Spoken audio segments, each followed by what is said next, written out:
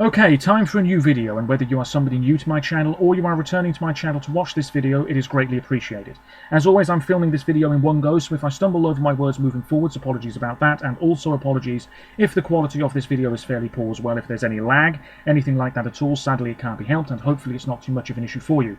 This is yet another Eurovision 2024 related video here on my channel, and the third of 3 videos this year titled Why Blank should win Eurovision 2024. Recently, I spoke about Nemo and the code for Switzerland, and why they should perhaps challenge hard for victory at next month's Malmö-staged ESC, and I also made a video talking about Ulvehan by Gorta for Norway, and why they should perhaps be up there pushing hard for the win next month too. But now there's no going back. It is time for me to focus on Baby Lasagna and Rimtim Tagidin for Croatia, and why he should perhaps be our winner in Sweden in a few weeks' time. As always, you're welcome to let me know your thoughts by leaving a comment down below, and as always there are links in the description to my other social media pages. Check them out if you so wish. For a lot of people who don't enjoy this song, they might say the lyrics are a bit too juvenile, the live performances we've had have been a little bit too sloppy, it's a bit on the silly side, it feels too chaotic, it feels a bit too amateurish, it doesn't feel particularly fresh or original, and to be honest, it's just a bit too noisy as well. They're valid reasons to have, no doubt about it, they're valid reasons. But the truth of the matter is that Croatia, it's unprecedented times, dear viewers. Croatia are one of the major favourites to win this year's event. Switzerland are number 1 in the betting odds as I speak to you now, but you could well argue that the Croatian track is the more popular of the two. Fantastic. It's also my number 1 of the year, and I want to make this clear. I believe I have said this before on my channel. Since the semi-final format was introduced 20 years ago this year in Istanbul, Croatia has been a personal qualifier for me once in all those years.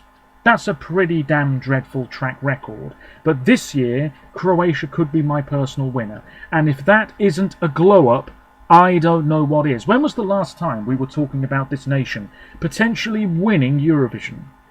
I don't think it's happened in my lifetime. Certainly not in the time that I've been a big Eurovision fan, which is, I don't know, about 15 or 16 years, something like that.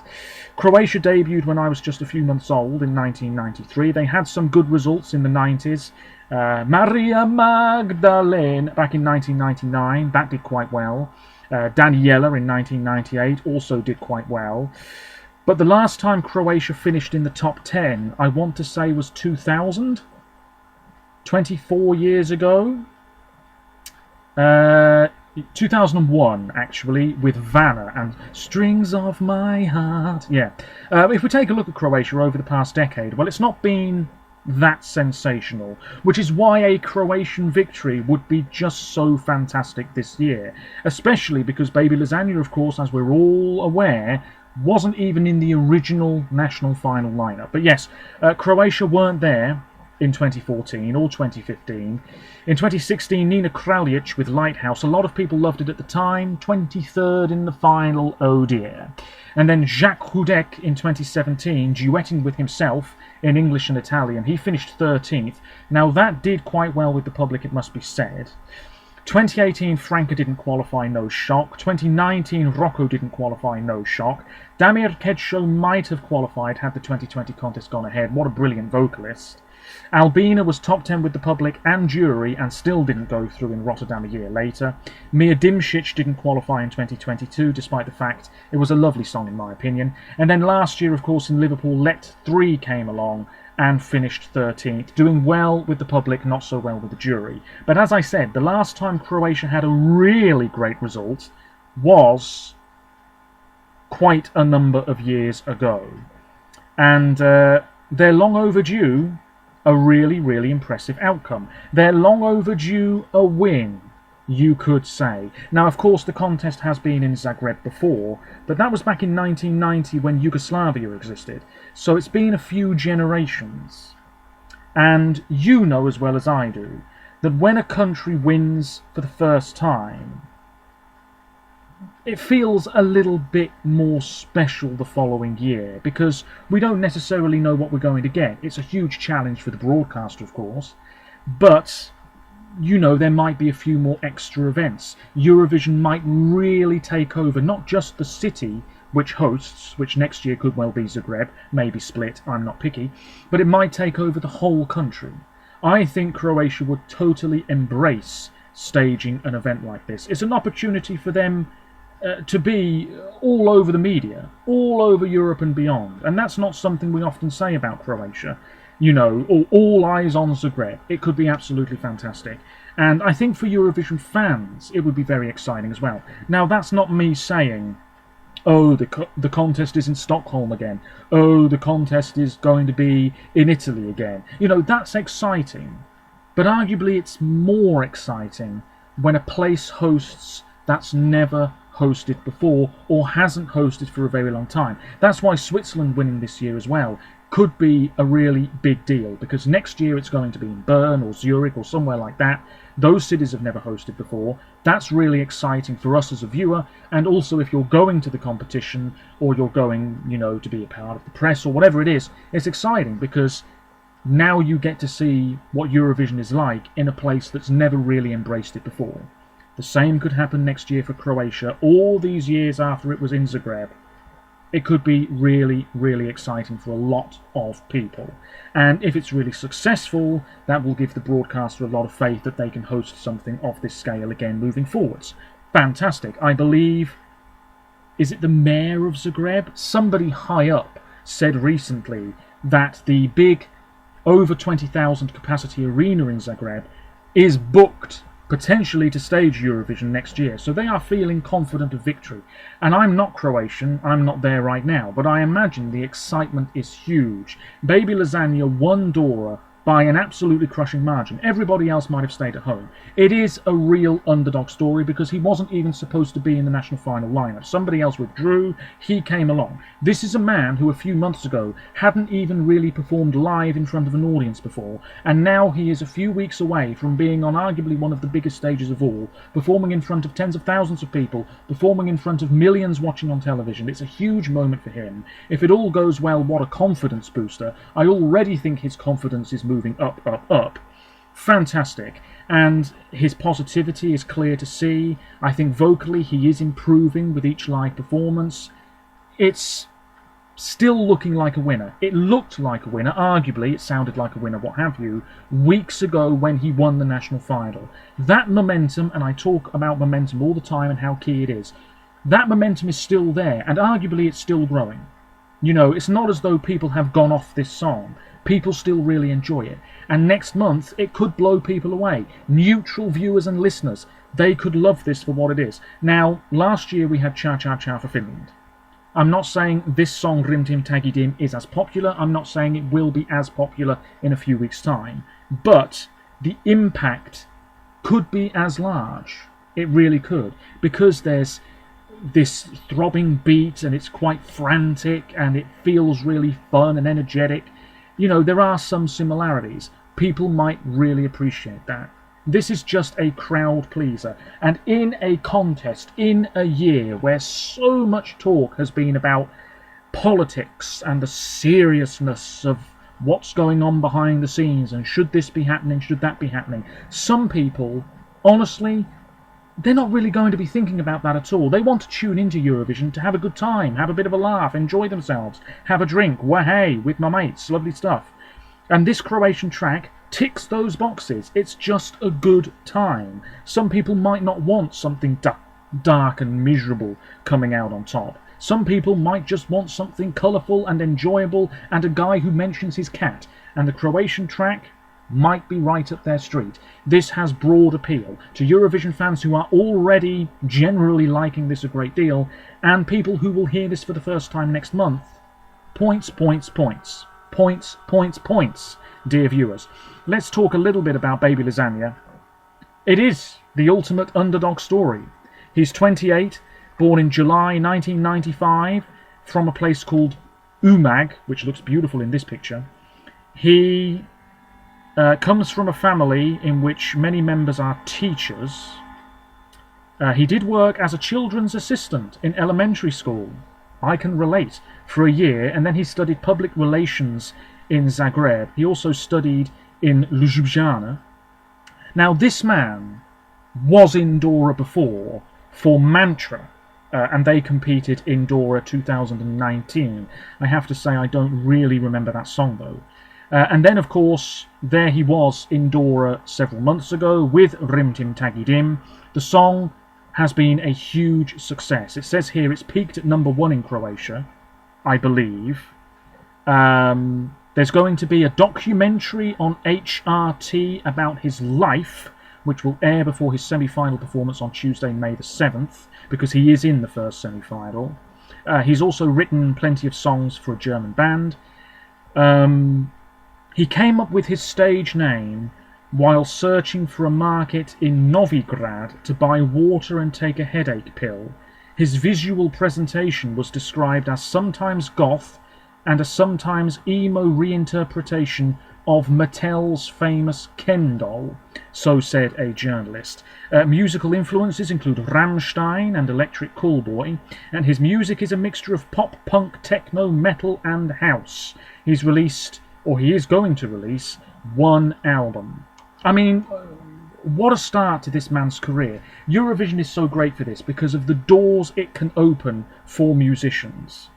You know, you might be a bit of a nobody, but once Eurovision comes along, you become somebody. And this man has been thrust into the spotlight like you wouldn't believe. And in Croatia, you know, the man is probably being touted as some sort of national hero now. If he was to win Eurovision, I mean, that's him set for life in a way. You know, okay, if he never releases much more music moving forwards, you know, he has this song. He has Rim Tim Taggy Din. He will be known for this song. People love this song. They're always probably going to love this song. Not just in Croatia, but all over the place. This man will go down in the history books if he wins the contest. And even if he doesn't win the contest, you know, years and years and years from now, because this is the way Eurovision works, people will still know who you are. People will still know your song. People will still perhaps really love your song. And like I said, this is such a confidence booster for him. To go from being a bit of a nobody, to go from being somebody who's never really performed front and centre in front of a live audience before, in a short space of time, I think he's done a really good job, because it does take quite a bit of guts, especially if you've never really done it before, to go out there and sing live in front of audiences, and he's been doing it in several places now. All credit to him. If he goes out there on the Eurovision stage and gives it his all, that confidence, that energy, that excitement, that will come through the screen. People will be able to enjoy themselves and resonate with it, and if they really love the song, they might feel compelled to vote. I would say things are looking very good for Croatia this year, absolutely. As for the lyrics of the song, people can relate to them as well, because really this is a story about leaving home and trying to fend for yourself. I'm a big boy now, I'm ready to leave, ciao mama ciao. I'm a big boy now, I'm going away and I sold my cow. Before I leave, I must confess, I need a round of decompress. One more time for all the good times, rim tim taggy diggy dim dim dim. Gonna miss you all, but mostly the cat. Gonna miss my hay, gonna miss my bed, but most of all, I'ma miss the dance, so come on y'all, let us prance, dum dum doodle, and so on and so forth.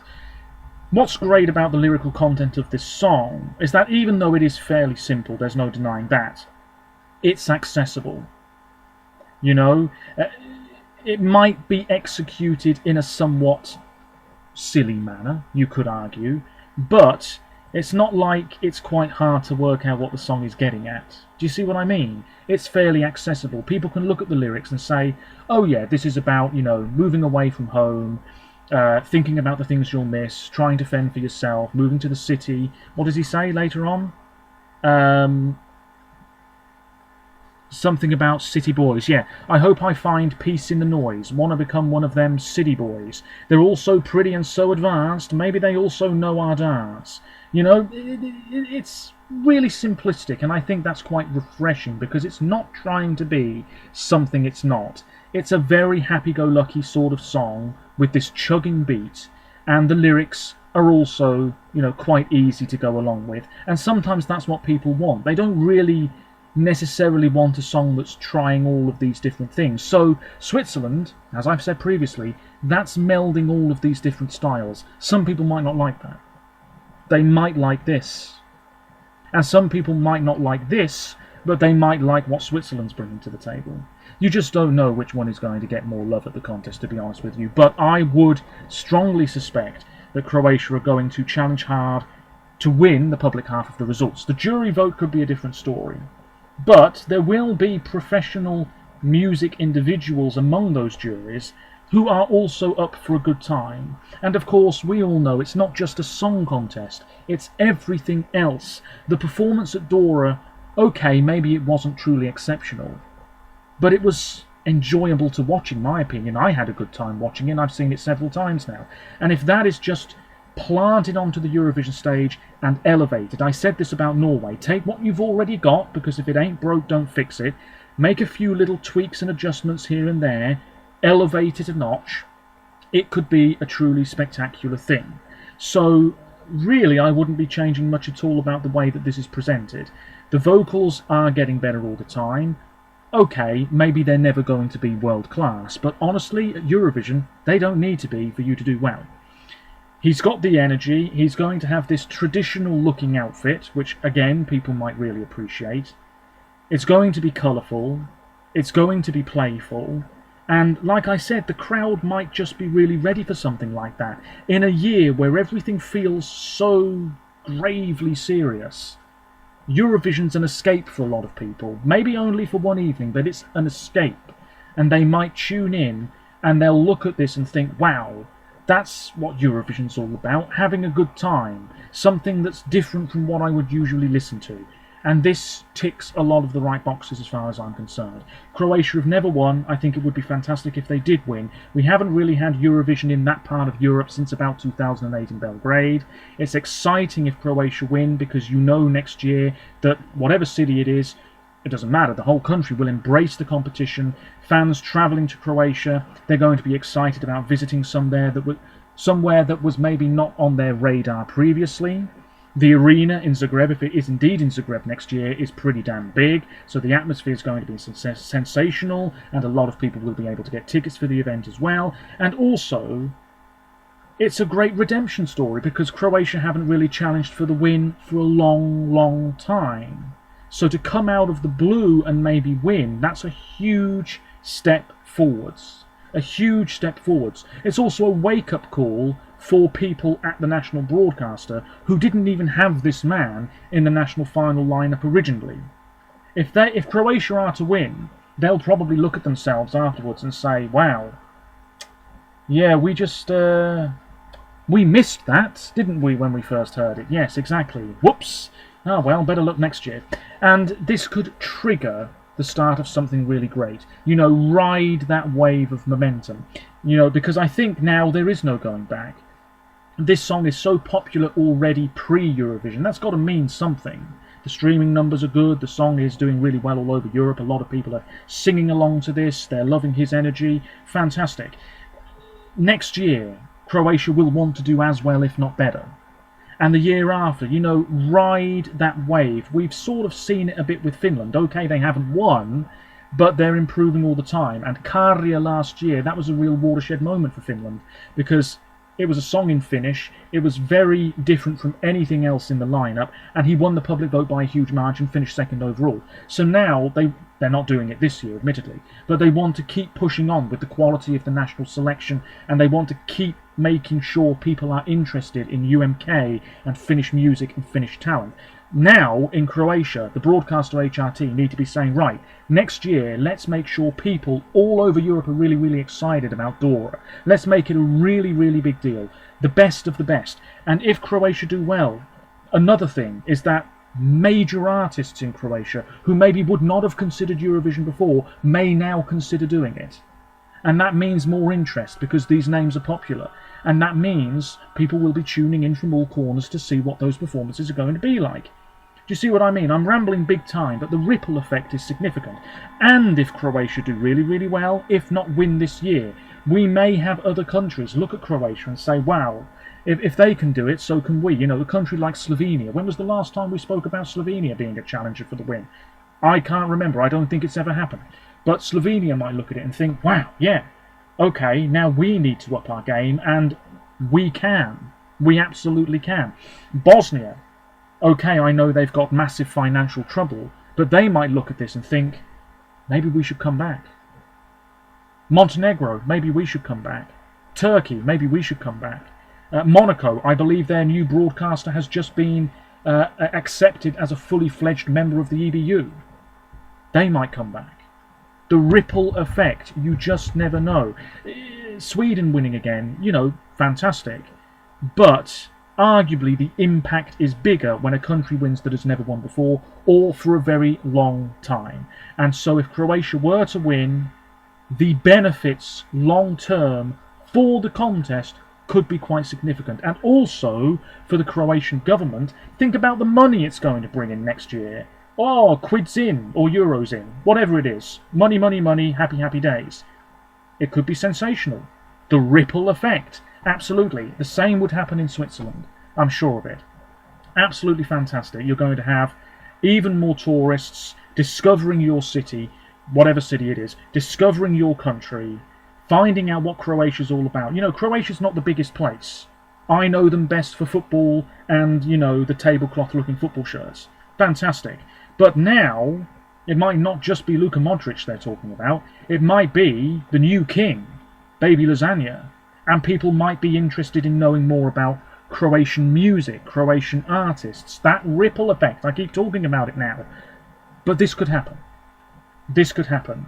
People might just be in the mood for a good time. And yes, we have the Armenian track. Yes, we have the Greek track. Yes, we have the Dutch track.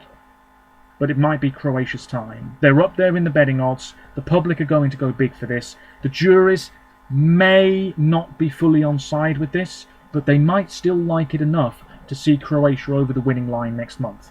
He's probably going to win the first semi-final because it's a 100% public vote. The final could be a different story, but no matter what happens, the impact of this man, the impact of this song, is significant already. So in many people's eyes, he's already a winner. And if he was to triumph, I imagine Croatia will be partying for a long, long time. And I imagine neighbouring countries will be thrilled as well. And also, even if you're not a fan of this song, you'll probably still be happy because it's a country that's never won before.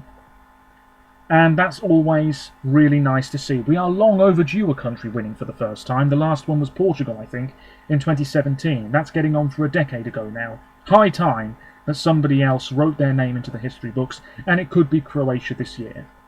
I don't think I really have much else to say. It's an underdog story. A man coming out of nowhere and winning the national final by a huge margin. The momentum was there from the start. It's still there. It's probably going to build up even more over the next few weeks. He's one of the major favourites to win. He's gaining confidence all the time. Doors are opening for this man moving forwards. I haven't even said what his real name is. It's Marko Purisic. He wrote the song himself. You know, hello, that deserves a bit of praise as well. And he's going out there and he's just having a blast. I talk about this all the time. Own the performance. Don't go out there and give a half-assed job. Go out there and just try and sell the hell out of it. And I believe this man is trying to sell the hell out of it. I wish him well. Like I said, what a confidence booster for him. Every time he goes out on stage and people are singing this song back at him. I mean, that's what you want as a musician. You know, it's a dream come true in many ways. To have so many people from all corners of the continent knowing who you are, knowing this song.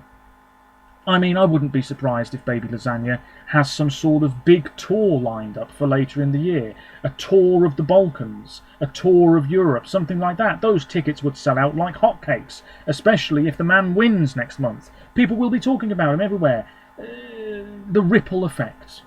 The ripple effect. And certainly, I would be a very happy man if Croatia come out on top this year. People might just be in the mood for this sort of thing. And if they are, he could be hard to stop. Who knows? Who knows? Even if the juries aren't so keen, this is surely finishing in the top 6, maybe top 5 in the final. Absolutely. It's going to stand out. People will be excited. Eurovision fans will be excited to see this on the Eurovision stage. They're going to be excited to see how it's elevated ever so slightly from the national final performance. You know the vocals are going to be better than they were at Dora, that's for sure. And with the LED screens and flames and the somewhat traditional outfit, this could be a real joyous occasion. Does it say anything about the song here? Just before I finish off, in numerous interviews he stated that the song was inspired by a mass exodus of young adults leaving Croatia for better opportunities in foreign countries. To Purisic, the song is a humorous and light-hearted approach to the issue. Yeah, so it's taking something that might actually be quite serious for a lot of people, but doing it in a light-hearted manner. And I think people can really appreciate that. The song itself tells a story of a young, rural man who leaves his village for a better life in a foreign country. Although excited, he is still racked by anxiety over mourning. Yeah. It's actually based on a sample, but you know, it is what it is. The song has drawn relative praise. William Lee Adams of Wee Wee Blogs stated, "Nothing here feels sort of forced, cheesy or generic. It feels sincere. This is quality. It just feels like a sincere rock song." Martina Radosh called on HRT to fire those who placed Baby Lasagna among the reserves. Josip Bošnjak said it's an unusual musical oxymoron, sad everyday life in a cheerful Istrian tone. The song has been praised by other people. This person here dubbed the song one of the worst at Dora. Well, they're wrong. They're wrong. The song was also compared to Cha Cha Cha. Purisic expressed admiration for Karja, and Karja himself praised the song. The music video was directed by Baby Lasagna's partner and filmed in Casteller Labinci. Yes. And there's been a TikTok trend. Now look, if you get big on TikTok, that could be it. It could be curtains for everybody else. The choreography. Croatian members of the European Parliament have done this. Heavens above. Purisic visited the International Cat Show in Zagreb as a result of one of the song's lyrics about a cat meowing gaining popularity. He's promoting the song. On the 8th of April, HRT invited fans across the country, I've seen something about this, to a public dance event. The event, which will be taped for television and social media, is set to take place today, April the 13th. I swear I've seen something about this on social media earlier on. In 5 Croatian cities: Zagreb, Zadar, Umag, Osijek and Split. This has never happened before. The excitement is palpable. And certainly, if you're a Croatian Eurovision fan, you've never known it so good. Let me know if you are Croatian. Maybe you were there taking part in one of these TikTok dance things earlier today. I'd be interested to know. And let me know what the feeling is like in Croatia, because it must just be one of great excitement. I wouldn't be surprised if they whack up big screens in all of the big cities so people can cheer him on. I wish him well. His confidence is building. People might be in the mood for a fun time. This could be the one to do it. I don't really have much else to say. He's one of the favourites, and that's not really a shock. And there we go. I repeated myself many times there. It is what it is. Rim Tim Taggy Tim. Until next time, hopefully the quality wasn't too bad. Let me know your thoughts on this particular song, and feel free to check out why Norway should win and why Switzerland should win. I'll be back soon with more content. Until next time, take care of yourselves, stay safe, and ciao mama ciao for now.